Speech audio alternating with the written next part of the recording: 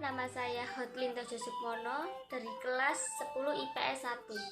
Saya akan mempresentasikan alat musik tradisional angklung. Alat musik tradisional angklung. Sejarah angklung. Terciptanya musik bambu seperti angklung berdasar pada pandangan hidup masyarakat Sunda yang agraris, dengan sumber kehidupan dari padi sebagai makanan pokoknya. Hal ini melahirkan mitos kepercayaan terhadap Nyai Sri Poaci sebagai lambang Dewi Padi pemberi kehidupan. Masyarakat Baduy yang dianggap sebagai sisa-sisa masyarakat Sunda asli menerapkan angklung sebagai bagian dari ritual mengawali penanaman padi. Permainan angklung gubrak di Jasinga, Bogor adalah salah satu yang masih hidup sejak lebih dari 400 tahun lampau. Kemunculannya berawal dari ritus padi. Angklung diciptakan dan dimainkan untuk memikat Dewi Sri turun ke bumi agar tanaman padi rakyat tumbuh dengan subur. Pengertian angklung. Angklung adalah alat musik multitonal yang secara tradisional berkembang dalam masyarakat Sunda di suku Sunda. Alat musik ini dibuat dari bambu, dibunyikan dengan cara digoyangkan sehingga menghasilkan bunyi yang bergetar dalam susunan nada 2, 3, sampai 4 nada dalam setiap ukuran, baik besar maupun kecil. Perkembangan alat musik angklung. Permainan angklung selalu ada di setiap acara perayaan panen sebagai persembahan untuk Nyai Sri Poaci. Seiring berjalannya waktu, permainan angklung dijadikan sebagai arak-arakan setiap kali ada perayaan di tanah. Bahkan, alat musik angklung dapat menyebar tidak hanya di Jawa, tapi sampai ke seluruh dunia. Pada awal abad ke-20, Thailand mengadopsi alat musik angklung sebagai misi kebudayaan antara Thailand dan Indonesia. Bahkan, angklung buncis Sukaejo dapat ditemui di The Evergreen State College, sebuah universitas di Amerika Serikat. Jenis-jenis angklung. Yang pertama adalah angklung buncis. Angklung buncis sering digunakan sebagai sebuah seni hiburan yang telah berkembang dengan berbagai wilayah Baros dan pada masa pemerintahan di wilayah Bandung. Yang kedua adalah angklung kanekes. Angklung kanekes berasal dari Baduy. Game angklung kanekes sering dilakukan selama dalam upacara penanaman sebuah padi. Karena ritual tertentu dalam membuat angklung kanekes, hanya manusia dari suku Baduy yang dapat memproduksi angklung kanekes. Yang ketiga adalah angklung reog.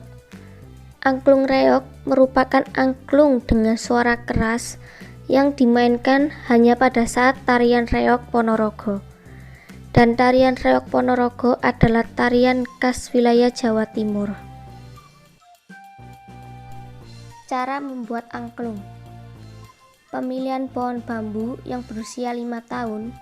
Tidak sembarangan pohon bambu dapat dijadikan angklung. Hanya bambu dengan jenis hitam yang dapat dibuat. Patung bambu yang ditebang harus berusia sekitar 5 tahun. Tekstur yang dipilih tidak boleh terlalu keras dan juga tidak terlalu lembek. Biasanya bambu yang cocok berasal dari pegunungan di kawasan pantai selatan. Di Saung Angklung Ujo sendiri menggunakan bambu yang berasal dari daerah Sukabumi. Penebangan pohon bambu dilakukan pada musim kemarau. Waktu yang tepat untuk menebang adalah pagi hingga sore hari. Batang bambu yang sudah ditebang kemudian dibersihkan dan daun-daunnya. Setelah itu, batang bambu disimpan selama 1 minggu hingga benar-benar kering. Bambu disimpan hingga setahun. Batang bambu yang telah kering kemudian dipotong sesuai dengan kebutuhan ukuran angklung. Setelah dipotong-potong, bambu perlu disimpan selama 1 tahun hingga siap masuk proses pembuatan angklung. Ketika disimpan, potongan bambu pun harus dijaga agar terhindar dari hama setelah menunggu setahun lamanya.